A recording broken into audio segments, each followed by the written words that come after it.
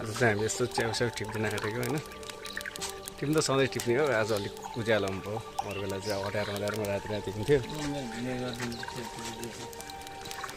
video गरिदिनु अरे video भएर यसबाट छानेर गराउनु यो चाहिँ फर्स्ट लोड हो अब हिजो अलिअलि टिपेर 8-10 झोला अनि अब आज कति झोला च्याउने निक्लिनु रहेछ हेर्नु नि त अहिले लास्टमा म देखाउँछु च्याउको झुप्पा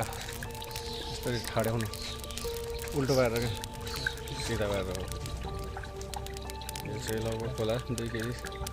धेरै ठुलो त छैन यस अब हिजो 10 झोला आज निक्लिन्छ होला सायद 7-8 झोला 10 झोला सबमा यस्तै हो फलाइ चाहिँ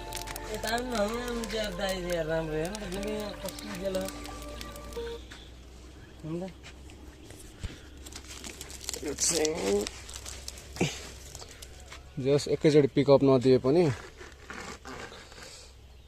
ठिक छ फलाइ चाहिँ नर्मली जोस् अब अहिले वैशाख चैतको टाइममा रेट पनि दामी छ अहिले झोलाको यो एक झोलाको 2200-2300 सम्म 2400 सम्म पर्छ व्यापारीबाट लिँदा किसानबाट त्यही समथिङ 2000 1800-1900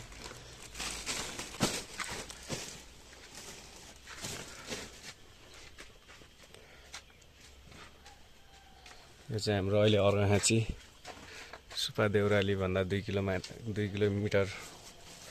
यता मासतिर उकालो ठिकाउनु यता चिपिसक्यो है च्याउ अब हिजो आज खासमा राति टिप्ने गर्थ्यो हिजो राति टिपेन त्यही भएर अब राति 12-1 बजीतिर टिप्यो भए चाहिँ